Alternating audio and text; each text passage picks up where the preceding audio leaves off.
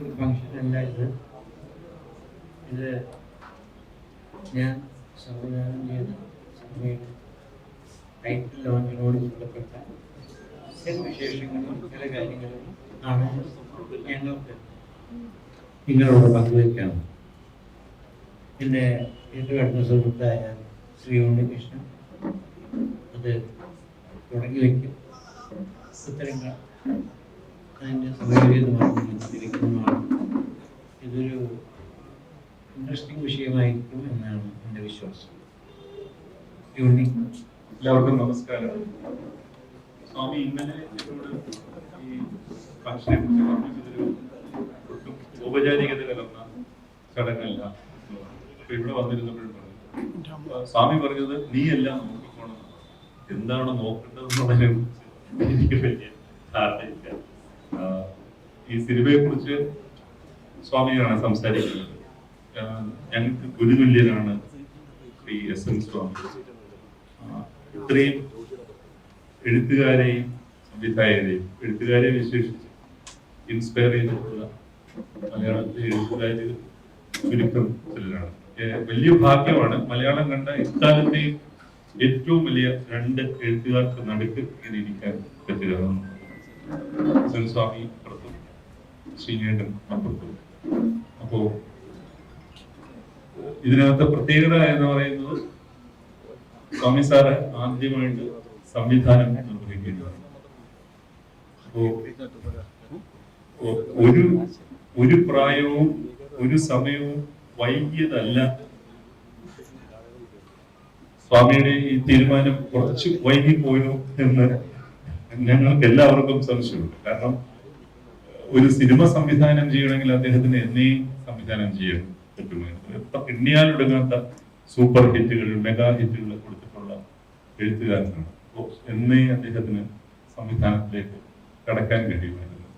പക്ഷെ അദ്ദേഹം അതിന് തിരഞ്ഞെടുത്തത് സമയം കുറച്ച് വൈകിപ്പോയി എന്ന് ഞങ്ങൾക്ക് അഭിപ്രായമുണ്ട്. പക്ഷെ ഞാൻ നേരത്തെ പറഞ്ഞ പോലെ ഒരു സമയവും വൈകിയതല്ല.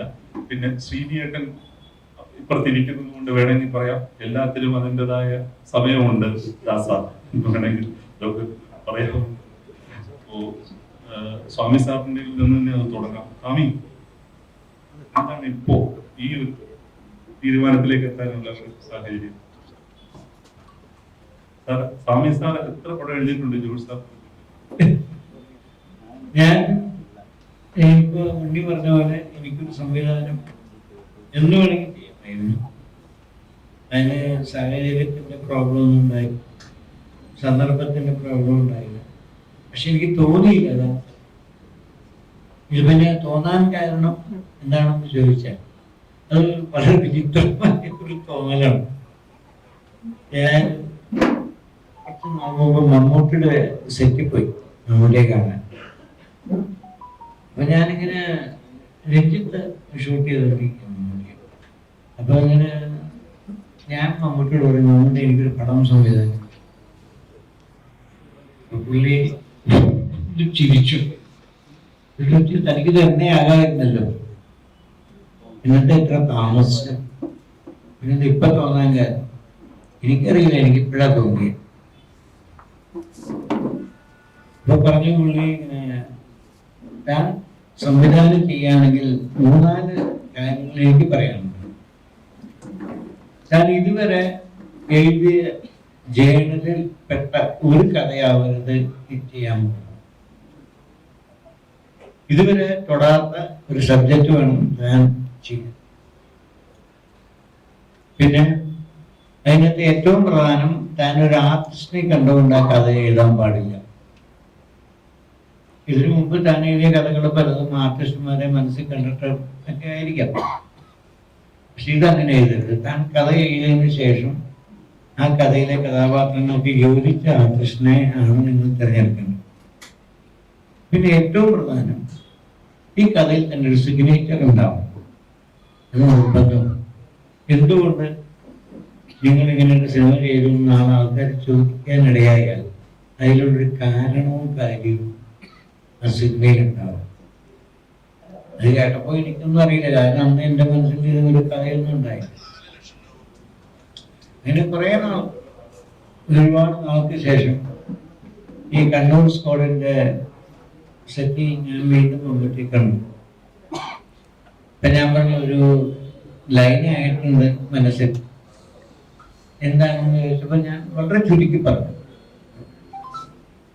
4-5 മിനിറ്റ് കൊണ്ട് തീരുന്ന ഒരു സംഭവം ഞാൻ പറഞ്ഞു കേൾപ്പിച്ചു. ഇതൊരു നല്ല സംഭവം, ഞാൻ ശരിക്കും വർക്ക് ചെയ്യും, നന്നായിട്ട് വർക്ക് ചെയ്യും എന്ന് മാത്രം പറഞ്ഞു. അപ്പൊ ഞാൻ പറഞ്ഞു, ഇങ്ങനെ ചില മനസ്സിൽ ചില രൂപങ്ങളൊക്കെ ഉണ്ട്, എന്തായാലും ശരിയാണ്, ഞാൻ ശരിക്കും തൻ്റെ എല്ലാ എഫേർട്ടും ഈ പ്രോജക്റ്റിൽ താൻ ചെയ്യണം, എൻ്റെ എല്ലാ എഫേർട്ടും ഉണ്ടായിരിക്കണം ഈ പ്രോജക്റ്റ്. അങ്ങനെയാണ് ഞാൻ ഈ പ്രോജക്റ്റിലേക്ക് വരുന്നത്.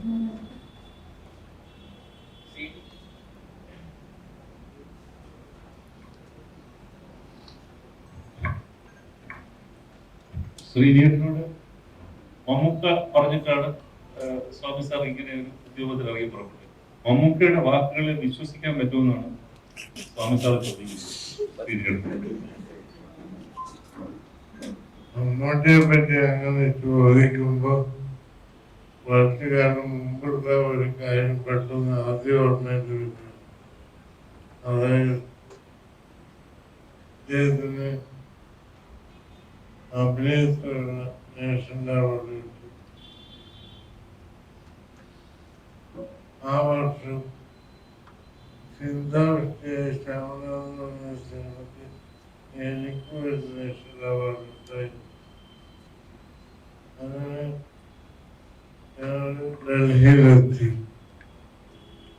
അപ്പോ ഈ അവാർഡ് ചടങ്ങ് നടക്കുന്നതിന്റെ തലേ ദിവസം പ്രസിഡന്റിന് അവാർഡ് ഫംഗ്ഷൻ റിഹേഴ്സലൊക്കെ ഉണ്ട്.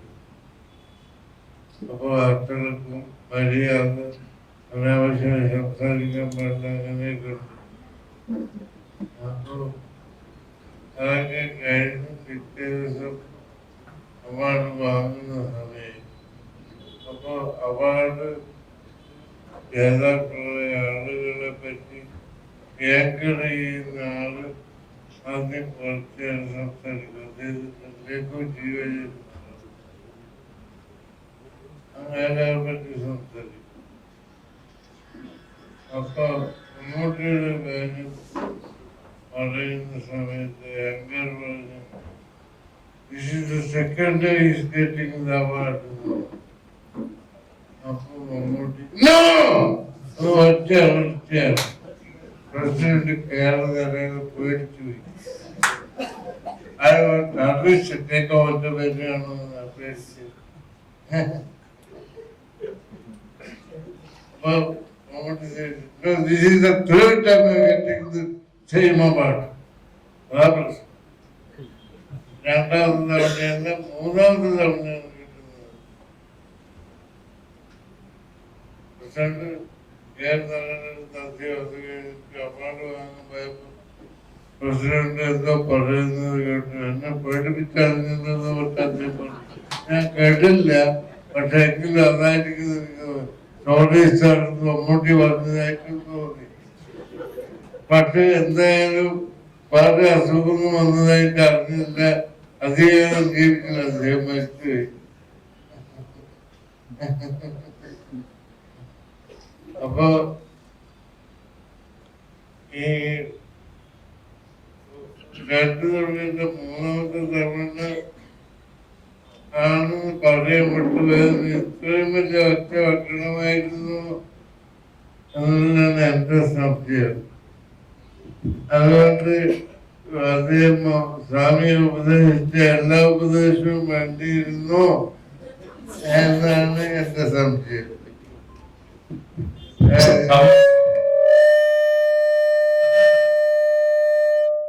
ഇതിന്റെ കൂടുതലൊരു കാര്യം കൂടി ഞാൻ പറയാം.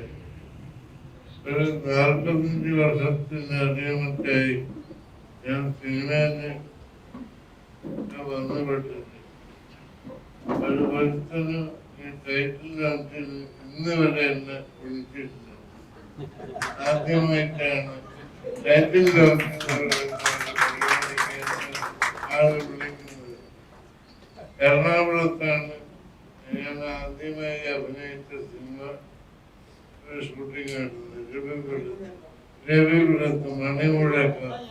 അന്ന് പരിചയപ്പെട്ടു അന്ന് സ്വാമിയെ എടുത്തു തുടങ്ങിയിട്ടില്ല എന്ന് തോന്നുന്നു. കാർട്ടൂണിസ്റ്റ് തോമസ് പ്രൊഡ്യൂസർ അദ്ദേഹത്തുമായിട്ടുള്ള ബന്ധത്തിന്റെ പേരിലാണ് ആ വീട്ടിൽ ഞങ്ങളൊക്കെ. അതെ അതെ അതെ അതെ.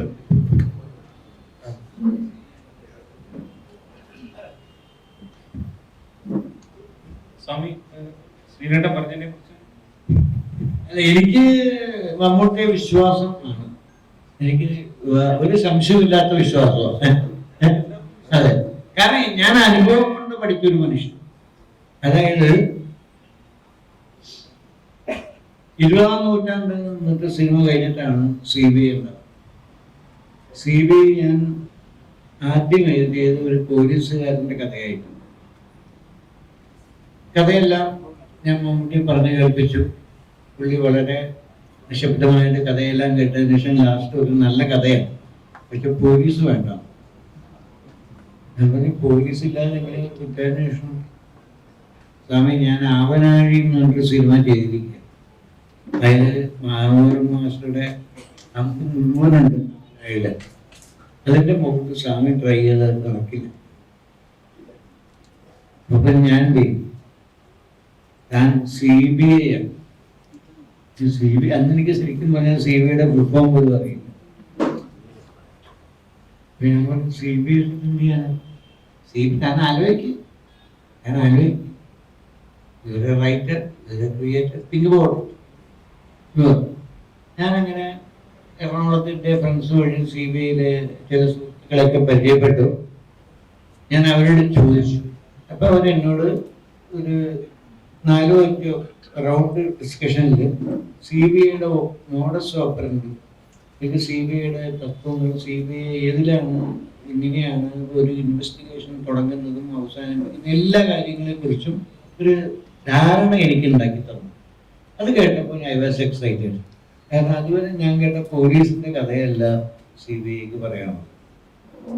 ഞാൻ അത് വെച്ചിട്ട് ഞാൻ റീകൺസ്ട്രക്ട് ചെയ്തു.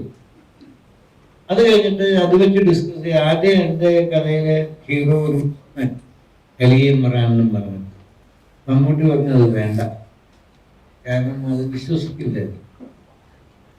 അപ്പൊ നമുക്കൊരു കാര്യം അത് സ്വാമിയാക്കാം. ശരി, സ്വാമിയാക്കാമെന്നൊക്കെ പറഞ്ഞാൽ പുള്ളി എൻ്റെ മുമ്പിൽ അത് പറയുന്ന രീതി കേട്ട നമ്മൾ അന്തം വിട്ട് വിശ്വസിക്കുക. അതുപോലെ പുള്ളി എന്നെ പറഞ്ഞ് കണ്ടു. അങ്ങനെ ഞാൻ തറവ്, അത് യാതൊരു സംശയമില്ല. അത് കഴിഞ്ഞ് ഈ പുറത്തേക്ക് അറിയാൻ തുടങ്ങിയപ്പോൾ എല്ലാവരും നമ്മളെ ഡിസ്കറേജ് ചെയ്തു. സ്വാമി പോലീസാണ്, അന്വേഷിക്കാൻ പോണു. എന്ത് സ്വാമി ചെയ്തു വെക്കണം? 20ാം നൂറ്റാണ്ട് പോലത്തെ സിനിമ ചെയ്തിട്ട് ഇതേപോലെ ഒരു പോലീസുകാരന് സ്വാമി വെച്ചിട്ട് സിനിമ ചെയ്താൽ പോകണം, അങ്ങനെയാണ് ഇങ്ങനെയാണെന്ന് പറഞ്ഞ് എല്ലാ കോർണറിനും എനിക്ക് ഡിസ്കറേജിങ് ആയിരുന്നു. ശരിക്കും എന്നെ പേടിപ്പിച്ചു എല്ലാവരും കൂടി. അപ്പോഴും ഞാൻ ചെന്ന് മമ്മൂട്ടിയോട് പറഞ്ഞു, ഇവിടെ ഇങ്ങനെ വല്ലാതെ ഡിസ്കറേജ് ചെയ്യുന്നുണ്ട് ആൾക്കാർ. കാരണം അവിടെ ഇരി, ആരെന്ത് വേണമെങ്കിലും പറയട്ടെ, ദിസ് വി ആർ ഡൂയിങ്. ഇപ്പോഴുള്ള പ്രൊഡ്യൂസർക്ക് താല്പര്യമില്ലെങ്കിൽ ഞാൻ എനിക്ക് 10 പ്രൊഡ്യൂസറെ തരാം. എന്ത് വേണമെങ്കിലും കാര്യമേ ഞാൻ വിട്ടേക്കും, നമ്മൾ ഇത് ചെയ്യും. ചെയ്യുകയാണെങ്കിൽ ഇത് തന്നെ ചെയ്യും, ആരെന്ത് വേണമെങ്കിലും പറഞ്ഞോട്ടെ. അത്ര കോൺഫിഡൻസും മോട്ടിവേഷനും എനിക്ക് തന്നാക്കണം. ഒരുപാട് പ്രാവശ്യം എന്നെ പല ആപത്തിൽ നിന്ന് രക്ഷപ്പെടുത്തിയിട്ടുണ്ട്. അങ്ങനെ ഒരാൾ പറഞ്ഞത് ഞാൻ ചെയ്യും, ഞാൻ വിശ്വസിച്ച് ഞാൻ ചെയ്തു.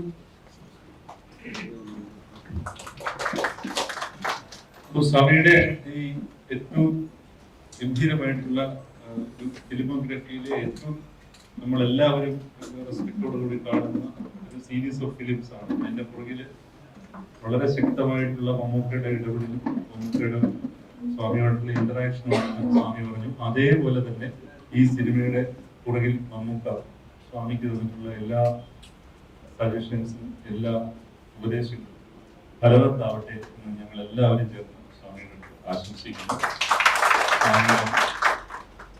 ഏറ്റവും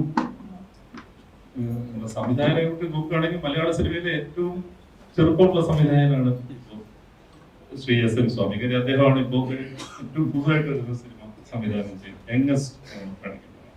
അപ്പോൾ സ്വാമിക്ക് അതിനകത്ത് എല്ലാ ഭാഗവും ഇനി സ്വാമിയുടെ നിർമ്മാതാവിന് എന്താ കേൾക്കണ്ടേ?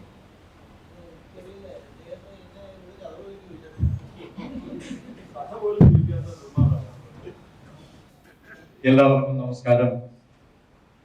വളരെ രസകരമായ ഒരു ആദ്യമായി എന്റെ ജീവിതത്തിൽ ആദ്യമായിട്ടാണ് ഇങ്ങനെ രസകരമായ ഒരു സദസ്സിൽ ഇരിക്കാനും മലയാള സിനിമ ഇൻഡസ്ട്രിയിലെ ഏറ്റവും ആദരണീയരായിട്ടുള്ള വ്യക്തിത്വങ്ങളുടെ കൂടി ഇരിക്കാൻ ഒരു ഭാഗ്യം സിദ്ധിച്ചത്. സ്വാമി കഥയുടെ ഒരു സാരാംശം എന്നോട് പറഞ്ഞിരുന്നു ആദ്യം.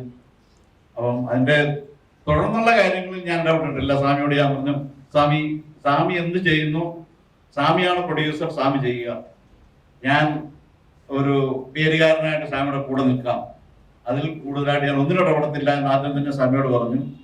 ഏതാണ്ട് അതിന്റെ പൂർണ്ണതയിൽ എത്തുമ്പോഴും ഞാൻ എന്റെ വാക്ക് പാലിച്ചു എന്നാണ് എന്റെ വിശ്വാസം. ഞാൻ ഒന്നിനും ആവശ്യമില്ലാതെ ഇടപെട്ടിട്ടില്ല. പിന്നെ എനിക്ക് സ്വാമിയിലൊരു വിശ്വാസമുണ്ട്. നമ്മളെ കരയിപ്പിച്ച ചക്കരവിളയിൽ നിന്ന് നമ്മളെ ത്രസിപ്പിച്ച CBIയിലേക്ക് എത്തി. തീർച്ചയായിട്ടും എന്നെ കരയിപ്പിക്കില്ല എന്നുള്ള വിശ്വാസം എനിക്ക് സ്വാമിയിലുണ്ട്. അപ്പൊ അതുകൊണ്ട് ഞാനും തീരുമാനിച്ച് മുന്നോട്ട് പോകാമെന്ന്.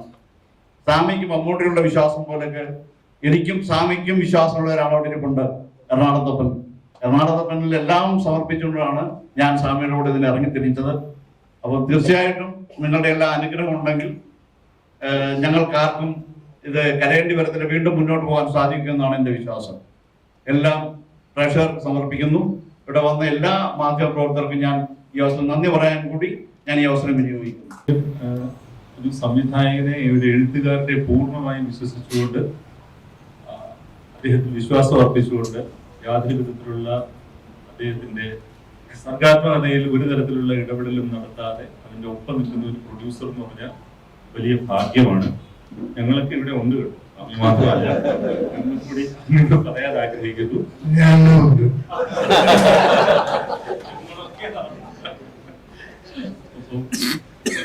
പിന്നെ സ്വാമിയുടെ നോക്കാത്തോട് കുറെയൊക്കെ അറിയും. ഇത്തരത്തിലുള്ള നിർമ്മാണം എന്ന് പറയുന്നത് വലിയ ഭാഗ്യമാണ് അല്ലേ? സ്വാമിക്ക് അത് തിരിക്കാണ്. അത് നമുക്കും ആ ഭാഗ്യം ഉണ്ടാവട്ടെ.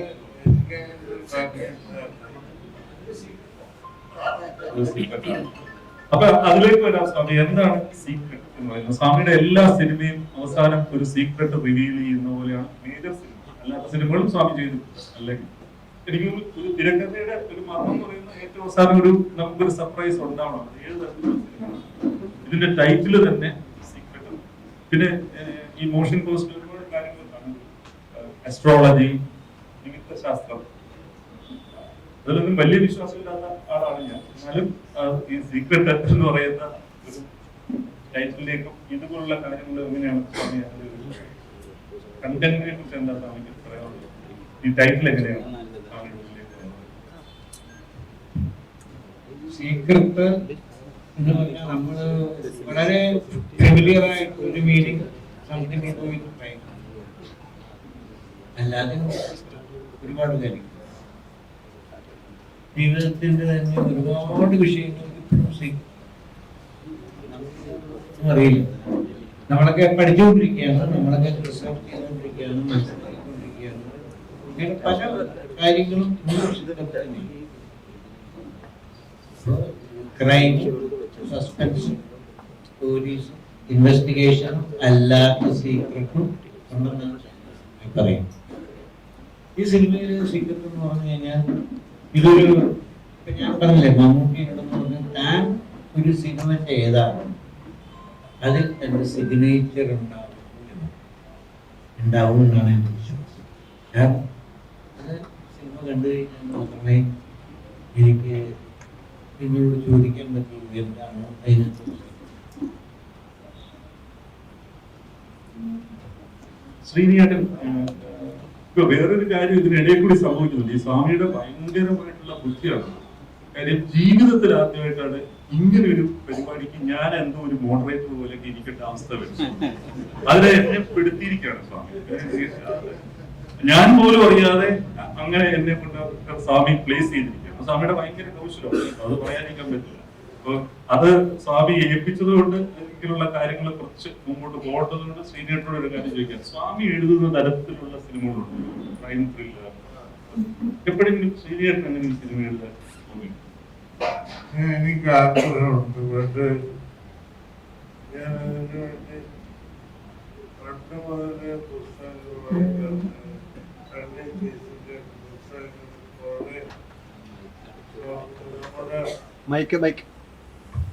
വിഷ്ണു വിജയനൊക്കെ പറയുന്ന സിനിമ കേസിന്റെ നോവൽ അടിച്ചു മാറ്റി തന്ന അപ്പോഴാണ് എനിക്ക് മനസ്സിലായത്. പക്ഷെ എത്ര വായിച്ചിട്ട് എനിക്ക് ആ ട്രാക്കിലേക്ക് ഒരു മിടുക്കില്ലാത്തതുകൊണ്ട് അവസാനം എനിക്ക് ശരിയാവില്ലെന്ന് പറഞ്ഞിട്ട് പിന്വാങ്ങിയതാണ്. പറ്റുന്നില്ല. അതിന് വേറൊരു ബുദ്ധി വേണം. അത് സ്വാമിക്കൊക്കെ ഉള്ളൂ. അതൊക്കെ സ്വാമിയാവണം, എന്നാലേ പറ്റും.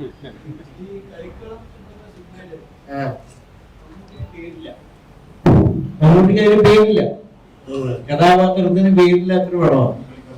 അപ്പൊ അതിനകത്ത് ശ്രീനിയോട് ചോദിക്കുന്നുണ്ട് എന്താണ് അയാളുടെ പേര്. അയാളുടെ പേര് എനിക്കറിയില്ല, അയാളുടെ പേരില്ല എന്നാ പറഞ്ഞു. പുള്ളി അത്രയും കാലം ഈ മമ്മൂട്ടിയുടെ കഥാപാത്രവുമായിട്ട് അക്വൈൻറ്റൻസ് ആയിട്ട് ഒരു പുള്ളിക്കും അറിയില്ല പേരെന്താ. അപ്പൊ പുള്ളി അതിന്റെ സീക്രട്ടായിരിക്കും എന്ന് പറഞ്ഞു. കളിക്കളത്തെ കുറിച്ചാണ് സ്വാമി പറയുന്നത്. കഥാപാത്രത്തിന്റെ പേര് പോലും മമ്മൂട്ടിയുടെ കഥാപാത്രം അങ്ങനെയാണ് ആ സ്ക്രിപ്റ്റ് ഡ്രൈവ് ചെയ്തിരിക്കുന്നത്. അതൊരു വലിയ കൗശലവും ഭയങ്കര മിടുക്ക് വേണം. അത് സ്വാമി ആ കാര്യത്തിൽ ഒരു ആസാമിയാണ് പറയാറുള്ളത്. അപ്പൊ ഇത് അത്തരത്തിലുള്ള സിനിമയാണോ? ഞങ്ങൾക്ക് എന്തെങ്കിലും അങ്ങനെ സൂചനകൾ തരാൻ പറ്റുമോ സ്വാമി? ഇതിനകത്ത് ഞാൻ ഒന്നും അവകാശപ്പെടില്ല. ഞാൻ പറയാം, എന്നോട് എനിക്ക് കിട്ടിയ ഒരു അഡ്വൈസ് എന്ന് പറഞ്ഞാൽ താൻ ഇതിനു മുമ്പ് ചെയ്യണമെങ്കിൽ പെട്ട ഒരു സിനിമയാവരുത്. നമ്പർ 2, താൻ ഒരു കഥ എഴുതി തീരാതെ അതിനകത്ത് അഭിനയിക്കുന്നവരെ കുറിച്ച് ചിന്തിക്കരുത്. ഇതും സ്വാമിയുടെ ഒരു മിടുക്കാണ്. മുഴുവൻ റെസ്പോൺസിബിലിറ്റിയും പാവം മമ്മൂക്കയുടെ തലയിൽ വെച്ച് കൊടുക്കുക. അതെന്തായാലും അപ്പൊ നല്ല പരിപാടി നടത്തും. കാര്യം അദ്ദേഹം അടുത്ത സുഹൃത്ത് എന്ന നിലയിൽ സ്വാമിയോട് ചില കാര്യങ്ങൾ പറയുന്നു. സ്വാമി ഇപ്പൊ എന്താണ് ചെയ്യുന്നത്? ഈ സിനിമയുടെ മുഴുവൻ ഉത്തരവാദിത്വവും പാവപ്പെട്ട മമ്മൂക്കയുടെ തലയിൽ വെച്ച് കൊടുക്കുക എന്നുള്ളതാണ്. അപ്പോ അതും സ്വാമിയുടെ ഒരു മിടുക്കാണ്. ഈ മിടുക്ക് എല്ലാം കൂടി ഗംഭീരമാകട്ടെ സിനിമ എന്ന് മാത്രമേ ഞങ്ങൾക്ക് ആശംസിക്കാനുള്ളൂ. മറ്റെന്തെങ്കിലും ഉണ്ടോ? സംസാരിക്കാൻ വല്ലതും ഉണ്ടോ?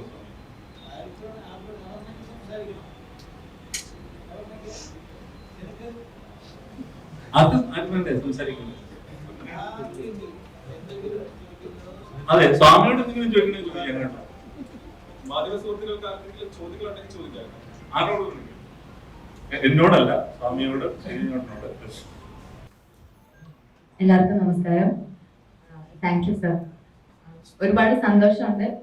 ഈ പറഞ്ഞ പോലെ ഇത്രയും ലെജൻഡറി ആയിട്ടുള്ള ആൾക്കാരുടെ കൂടെ സ്റ്റേജിൽ എന്നെ കിട്ടിയതിൽ തന്നെ ഒരുപാട് സന്തോഷമുണ്ട്. എന്നെ സംബന്ധിച്ചിടത്തോളം സ്വാമി സാറിന്റെ സിനിമകളിൽ ഒരു ഭാഗമാവാൻ പറ്റുക എന്നുള്ളത് തന്നെയാണ് എന്റെ ഏറ്റവും വലിയ ഭാഗ്യം. അപ്പോ ആദ്യം എനിക്ക് തോന്നുന്നു സ്ക്രിപ്റ്റ് ഒക്കെ കേൾക്കുന്നതിന് മുമ്പ് തന്നെ സ്വാമി സാറിന്റെ ഫിലിം എന്ന് പറഞ്ഞപ്പം ഐ വാസ് ലൈക്ക് എനിക്ക് ഓക്കെയാണ്. എനിക്ക് അതിലൊരു ചെറിയ ക്യാരക്ടർ ആണെങ്കിലും ഒന്ന് വർക്ക് ചെയ്യണം എന്നുള്ളൊരു ആഗ്രഹം ഉണ്ടായിരുന്നു. അപ്പൊ അതില് one of the very important character ആണ്. അതിൽ എനിക്ക് ഒരുപാട് സന്തോഷമുണ്ട്. സിനിമ തിയേറ്ററിലേക്ക് വരുമ്പോൾ എല്ലാവരും കാണും. ഈ സീക്രട്ടിലൊക്കെ കുറെ മീനിങ്സ് ഉണ്ട്. അതൊക്കെ നിങ്ങൾക്ക് തിയേറ്ററിൽ കണ്ടു മനസ്സിലാവുമെന്ന് വിചാരിക്കുന്നു. എല്ലാവരുടെയും സപ്പോർട്ട് വേണം. Thank you so much. ആദ്യത്തെ പടമാണ് ക്യാരക്ടർ ചെയ്തത്. മുന്നേ സാറിന്റെ പടത്തിൽ ചെയ്തിട്ടുണ്ടായിരുന്നു. സ്വാമി സാറിന്റെ പടത്തിലെ ഓഡിഷനാണ് എന്നെ ഫസ്റ്റ് വിളിക്കുന്നത് എന്നുള്ളത് എനിക്ക് അറിയില്ലായിരുന്നു. നേരെ ചെന്ന് സ്വാമി സാറിനെ കാണാൻ പറ്റുക എന്ന് പറയുന്നതിന് ആ സമയത്ത് തന്നെ വിളിക്കുമ്പോൾ എനിക്ക് വലിയ കാര്യമായിരുന്നു. കണ്ട ദിവസം തന്നെ എൻ്റെ അടുത്ത് സീനും പറഞ്ഞു, ചെയ്യാനും പറഞ്ഞു, കാര്യങ്ങൾ പറഞ്ഞു.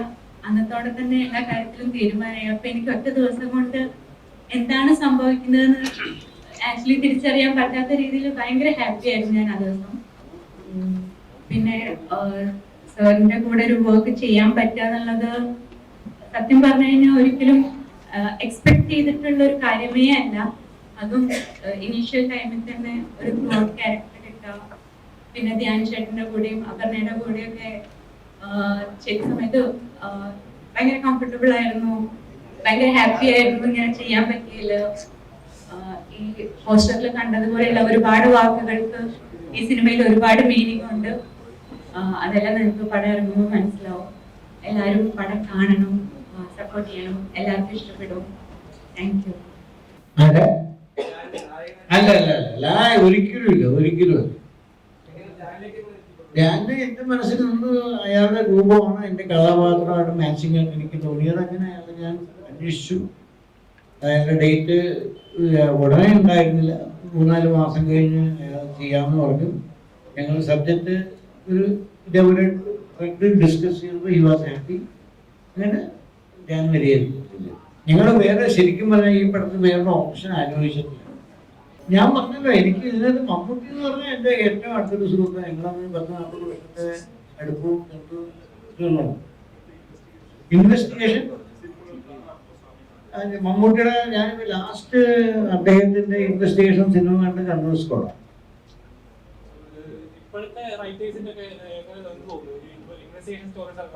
ഞാൻ അങ്ങനെ ഒരു റൈറ്ററെയും വിലയിരുത്താൻ അത്ര കഴിവുള്ള ആളൊന്നുമല്ല. എല്ലാവർക്കും അവരുടേതായ സ്വാതന്ത്ര്യമുണ്ട്, എല്ലാവർക്കും അവരുടേതായ രീതികളുണ്ട്. എല്ലാവർക്കും ഇങ്ങനെ നമ്മളിപ്പോൾ ഒരു ക്രിട്ടിക്കിന്റെ രീതിയിലോ അല്ലെങ്കിൽ നിരൂപണമായിട്ട് എനിക്കൊരിക്കലും പറ്റും. കാരണം എനിക്ക് ഒരുപാട് തെറ്റുകൾ പറ്റുന്നുണ്ട്, അതുപോലെ ശരികൾ പറ്റുന്നുണ്ട്. അതുപോലെ എല്ലാവർക്കും ഉണ്ട് അവരുടെ അവകാശം. ഞാൻ അതിനൊന്നും ഒരു അഭിപ്രായം പറയില്ല.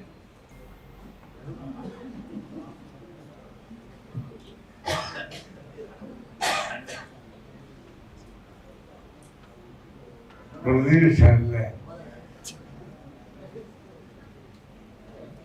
പലതരത്തിലും ഞെട്ടിക്കാൻ.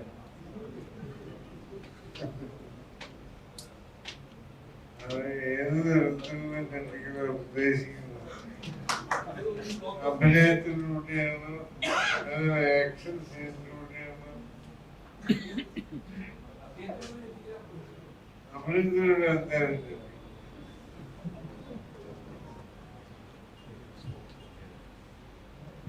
നമുക്ക് വൈൻഡപ്പ് ചെയ്ത് ശ്രീജേട്ടനോടൊരു കാര്യം വ്യക്തിപരമായിട്ട് സമീപിക്കാൻ തോന്നുന്നു. കാരണം ഞാൻ നേരത്തെ പറഞ്ഞ പോലെ സാജനൊക്കെ ഇവിടെ ഇരിപ്പുണ്ട്, AK സാജൻ. ഞങ്ങളെല്ലാവരും സംസാരിക്കുമ്പോൾ മലയാളത്തിലെ ഏറ്റവും മികച്ച എക്കാലത്തെയും 3 തിരക്കഥകൾ എടുക്കാൻ പറഞ്ഞാൽ ആ ഒരു 10 തിരക്കഥ എടുക്കുകയാണെങ്കിൽ 15 തിരക്കഥ എടുക്കുകയാണെങ്കിൽ അതിലൊരു 3 ശ്രീജേട്ടൻ്റെതായി. അതിനാൽ ഞങ്ങൾക്കൊന്നും യാതൊരു സംശയമില്ല, നിങ്ങൾക്കും സംശയം ഉണ്ടാകാൻ വഴിയില്ല. ഒപ്പം ശ്രീജേട്ടന്റെ വലിയൊരു ഒരു അദ്ദേഹത്തിന്റെ ഏറ്റവും ഗംഭീരമായിട്ടുള്ള ഒരു കൈകാര്യം ചെയ്യുന്ന വിഷയങ്ങൾ അതെല്ലാം മാറ്റിവെച്ചാലും അദ്ദേഹത്തിന്റെ പ്രതിഭ ഏറ്റവും കൂടുതൽ കാണാൻ കഴിയുന്നത് ഇന്നിപ്പോ നമ്മൾ പറയുന്ന ഈ വൺ ലൈനേഴ്സ്, അതിന്റെ ഏറ്റവും ആദ്യം അത്തരത്തിലുള്ള ഡയലോഗ് റൈറ്റിംഗ് കൊണ്ടുവന്ന ഒരാളാണ് ശ്രീജേട്ടൻ. ചിന്താവിഷ്ടയായ ശ്യാമളയിൽ കുട്ടികളെ ഓട്ടോറിക്ഷയിൽ കയറ്റാൻ പറ്റാതെ ശ്യാമള കുട്ടികളെ പിടിച്ച് അകത്തേക്ക് വരുമ്പോൾ ശ്രീജേട്ടന്റെ ക്യാരക്ടർ ചോദിക്കുന്നുണ്ട്, എന്തു പറ്റി ശ്യാമളെ എന്ന് ചോദിക്കുമ്പോൾ അവര് പറയുന്നത് അവര് പോകുന്ന ഓട്ടോറിക്ഷയുടെ ഓണർ വർക്ക്ഷോപ്പ് നടത്തുന്ന വാസുവാണ്, അല്ലാതെ അയ്യപ്പനല്ല എന്നാണ് പറയുന്നത്. അങ്ങനെ ഒരു ഡയലോഗ് എഴുതുക എന്ന് പറയുന്നത് ഒരു ചില്ലറ പണിയല്ല. ഉദയനാണ് താരത്തില് മീന മോഹൻലാലിനെ ഫോൺ ചെയ്തിട്ട്, മോഹൻലാലിന്റെ കഥാപാത്രത്തെ ഫോൺ ചെയ്തിട്ട് പറയുന്നത്, ഒരു ഫോണിലൂടെയാണ് നമ്മൾ ഒരുമിച്ചത്, ഈ ഒരു ഫോണിലൂടെ നമ്മൾ പിരിയുന്നു. ഇത് അസാധാരണമായിട്ടുള്ള ഒരു ഡയലോഗ് റൈറ്റിംഗ് ആണ്. ഒരൊറ്റ ലൈനിൽ അവർ ഇത്രത്തോളം ഇമോഷൻസാണ് ഉള്ളടങ്ങുന്നത് നമ്മൾ ആലോചിച്ച് നോക്കുക. അതുപോലെ അച്ഛനായിരുന്നു ഞാൻ വിചാരിച്ചു വല്ല പുസ്തക മുതലാളിയുമായിരിക്കുന്നത് എന്ന് പറയുന്നത് മലയാളത്തിലെ ഈ കാലത്ത് അതിനേക്കാൾ അപ്പുറം ഒരു പൊളിറ്റിക്കൽ സ്റ്റേറ്റ്മെന്റ് നമുക്ക് പറയാൻ പറ്റില്ല. അപ്പൊ അത്തരം കാര്യങ്ങൾ എഴുതിയ ആളാണ് ശ്രീനേട്ടൻ എന്ന് പറയുന്നത്. ശരിക്കും പറഞ്ഞാൽ ശ്രീനേട്ടന്റെ ഒരു തിരക്കഥയ്ക്ക് ഞങ്ങൾ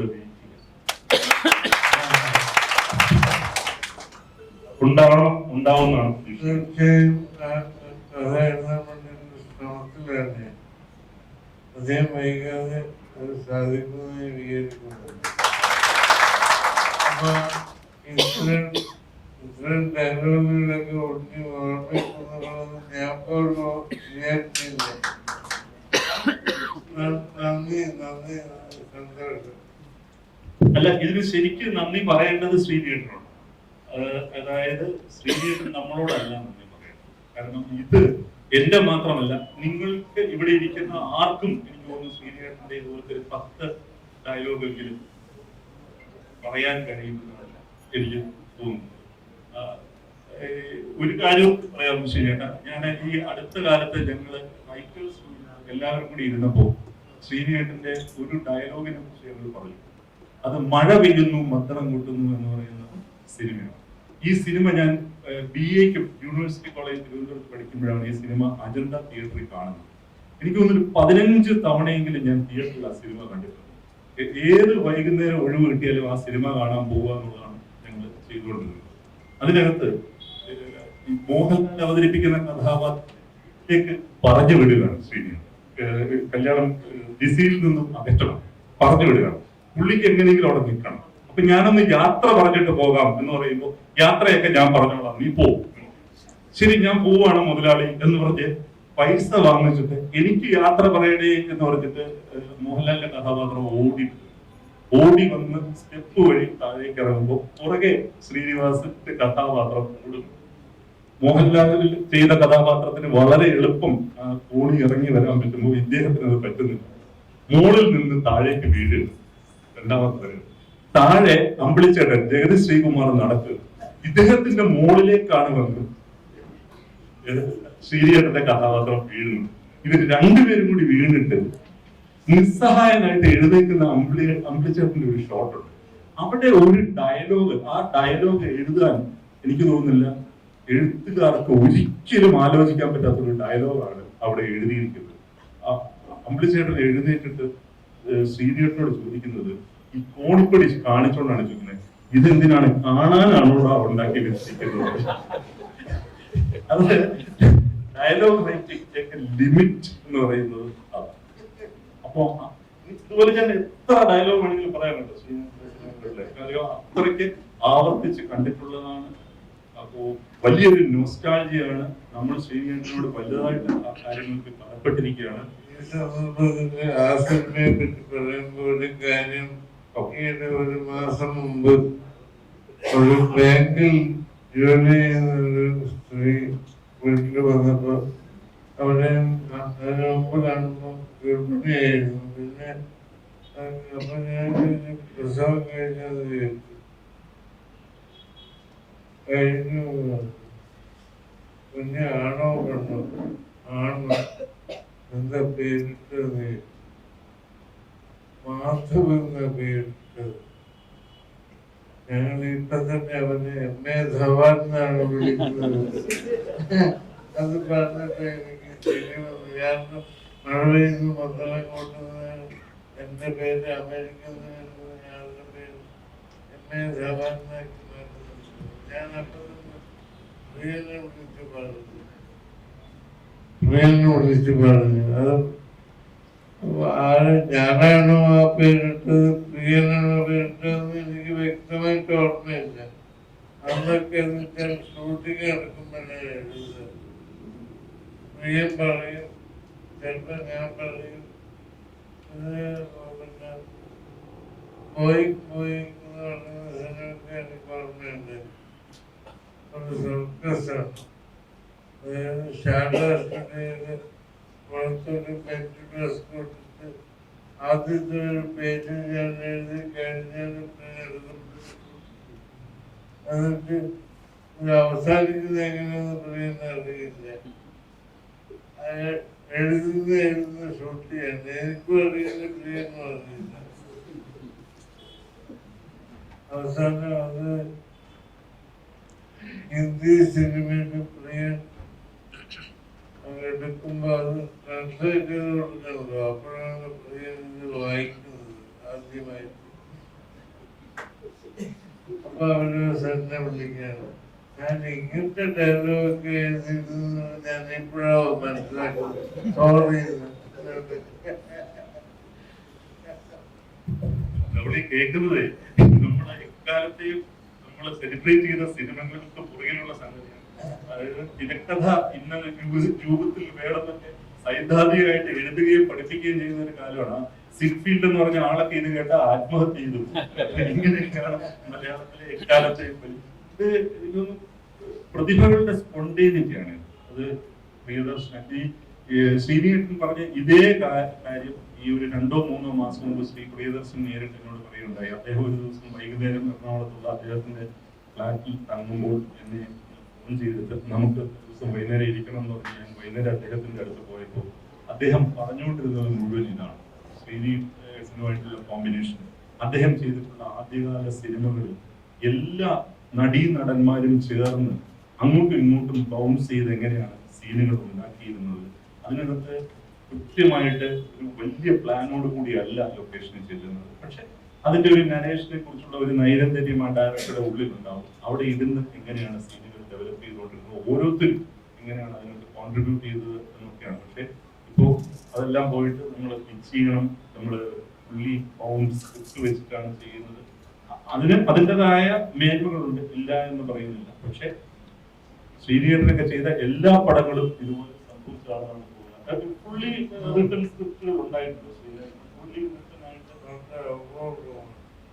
വളരെ അപൂർവമായിട്ടാണ് ഉണ്ടായതെന്ന് പറയുന്നത്. എന്തായാലും അങ്ങനെയുള്ള ഒരു ഗംഭീര സിനിമയുമായിട്ട് ശ്രീനിയേട്ടൻ വീണ്ടും വരട്ടെ. ശ്രീനിയേട്ടനും പ്രിയദർശനുമായിട്ടുള്ള കോമ്പിനേഷൻ, സത്യേട്ടനുമായിട്ടുള്ള കോമ്പിനേഷൻ, ഇതൊക്കെ മലയാളിക്ക് കാണാൻ പറ്റാത്ത സംഗതിയാണ്. ഗംഭീരമായ ഞങ്ങളൊരു സിനിമ സംഭവം ആശംസിക്കുന്നു. നമുക്കിത്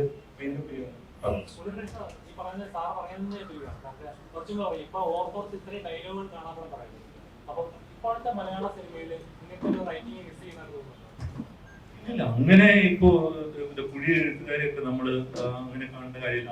അവരുടേതായ ഇപ്പൊ ശ്യാം പുഷ്കറിന്റെ ഒക്കെ എത്ര ഷാർപ്പായിട്ടുള്ള ഇതുപോലത്തെ എനിക്ക് എത്ര ഡയലോഗുകൾ നിങ്ങൾക്ക് പറയാൻ പറ്റും, അത് തീർച്ചയായിട്ടും പറയാൻ പറ്റും. അത്രയും എഴുത്തുകാരൊക്കെ ഇഷ്ടംപോലെ മലയാള സിനിമയിലുണ്ടായിട്ട്. ഇപ്പൊ നിങ്ങൾ നേരത്തെ സ്വാമിയോട് ആരാ ചോദിച്ചത്, ത്രില്ലർ സിനിമകളെ കുറിച്ച് ചോദിച്ചല്ലോ. ഇപ്പോഴത്തെ പുതിയ Jeethu Joseph is a brilliant writer.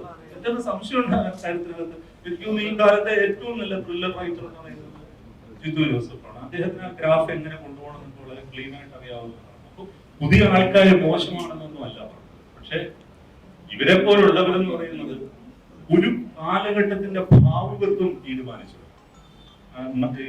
നമ്മളുടെയൊക്കെ യുവത്വം കടന്നുപോയത് ഇവരുണ്ടാക്കിയ സിനിമകളിലൂടെയും കഥാപാത്രങ്ങളിലൂടെയും സിറ്റുവേഷനിലൂടെയും. ഇപ്പോ നാടോടിക്കാറ്റ് എന്ന് പറയുന്ന സിനിമയിൽ മോഹൻലാൽ ഒരു കത്തെടുത്തിട്ട് ഒരു ചെറിയ വിശേഷമുണ്ട്, എന്റെ അമ്മ മരിച്ചുപോയി എന്ന് പറയുമ്പോൾ അത് നെഞ്ചിൽ, ആ ഡയലോഗ് നെഞ്ചിൽ കൊണ്ടത് ഇവിടുത്തെ മലയാളത്തിലെ മധ്യവർഗ യുവതയുടെ നെഞ്ചിലാണ് കൊണ്ടത്. അങ്ങനെയുള്ള ഒരു കാലഘട്ടത്തിലൂടെ കടന്നു വന്ന ഞങ്ങൾക്ക് ശ്രീനിവാസനെ പോലെയുള്ള എഴുത്തുകാരൻ എന്ന് പറയുന്നത് ഞങ്ങളുടെ ഏറ്റവും പ്രിയപ്പെട്ട എഴുത്തുകാരായിട്ട് നിലനിൽക്കും. അത് ഞങ്ങളുടെ നൊസ്റ്റാൾജിയാണ്. അത് നിങ്ങൾ അതിൽ ഭാരപ്പെടണമെന്ന് ഞങ്ങൾ പറയുന്നത്. വേറൊരു തമാശയും കൂടി ഉണ്ട്. ഇപ്പൊ ഈ സോഷ്യൽ മീഡിയയിൽ നിങ്ങളൊക്കെ പറയുന്നത് പഴയ ആളുകളെ മുഴുവൻ വസന്തങ്ങളാണ് വിളിക്കുന്നത്. എനിക്ക് ഒരു പിടിയും കിട്ടുന്നില്ല.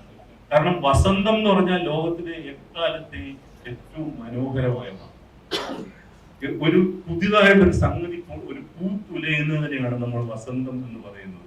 മലയാള സിനിമയുടെ നവവസന്തങ്ങൾ എന്ന് പറയുന്ന പുതിയ എഴുത്തുകാരെ. പക്ഷെ ഇവര് പഴയ എഴുത്തുകാരെ അവഹേളിക്കാനായിട്ട് പഴയ നടന്മാരെ, പഴയ സംവിധായകരെ, എസ്പെഷ്യലി സംവിധായകരെ അവഹേളിക്കാനായിട്ട് ഉണ്ടാക്കിയിരിക്കുന്ന വാക്കാണ് വസന്തം എന്ന് പറയുന്നത്.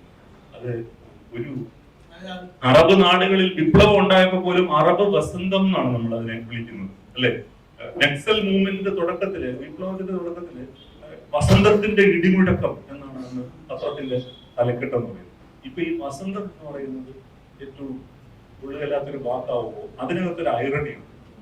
എക്കാലത്തും ഞങ്ങളെയൊക്കെ പോലുള്ളവർക്ക് എക്കാലത്തും ഒരു വസന്തം പോലെ പുതിയ ഓരോ കാഴ്ചയിലും പുതിയ വസന്തം തരുന്ന സിനിമകൾ ഉണ്ടാക്കി നൽകിയവരാണ് ഇവർ. അപ്പോൾ ആ അർത്ഥത്തിൽ അങ്ങനെ വിളിക്കുന്നത് വലിയ രീതിയിലുള്ള ഒരു ബഹുമതിയായിട്ട് ഞങ്ങൾ കാണുന്നു എന്നുള്ളതാണ്. ശ്രീനിയനെ പോലുള്ളവർ ഞങ്ങളെ സംബന്ധിച്ചിടത്തോളം ഓരോ ദിവസവും പുതുക്കപ്പെടുന്ന വസന്തം. അങ്ങനെ നമുക്ക് അവസാനിപ്പിക്കാം. ക്ഷണം സ്വീകരിച്ചെത്തിയ വിശിഷ്ട വ്യക്തികളെ പൊന്നാട അണിയിച്ച് ആദരിക്കുന്നതിലേക്ക് എസ് എൻ സ്വാമി സാറിനെയും നമ്മുടെ പ്രൊഡ്യൂസർ സാറിനെയും ക്ഷണിക്കുകയാണ്. ഒപ്പം വേദിയിലേക്ക് ജോഷി സാറിനെ സ്വാഗതം ചെയ്യുന്നു.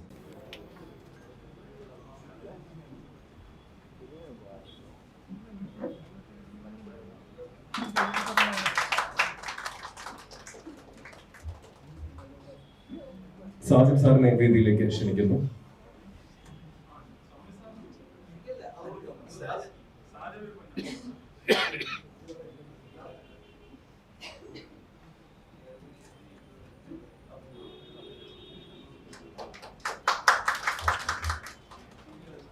ഈ ചടങ്ങിനെത്തുകയും ഒപ്പം നമ്മുടെ മോഡറേറ്റർ പദവി സ്വീകരിച്ച് നമ്മളോടൊപ്പം തന്നെ ഈ മുതൽ നേരെ ഉണ്ടായിരുന്ന ഉണ്ണികൃഷ്ണൻ സാറിനെ പൊന്നാട അണിയിച്ച് ആദരിക്കുകയാണ്.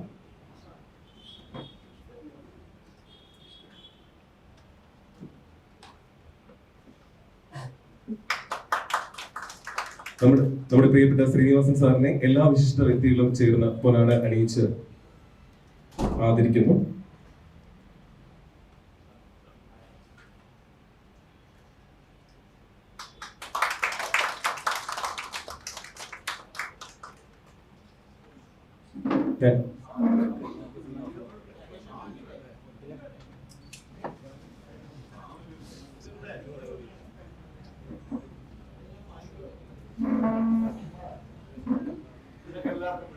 എല്ലാവർക്കും വേണ്ടി നമ്മുടെ പ്രിയപ്പെട്ട എസ് എൻ സ്വാമി സാറിനെ പൊന്നാട അണിയിച്ച് ആദരിക്കുകയാണ്. എൻ്റെ ഈ പ്രഥമ ഉദ്യമത്തെ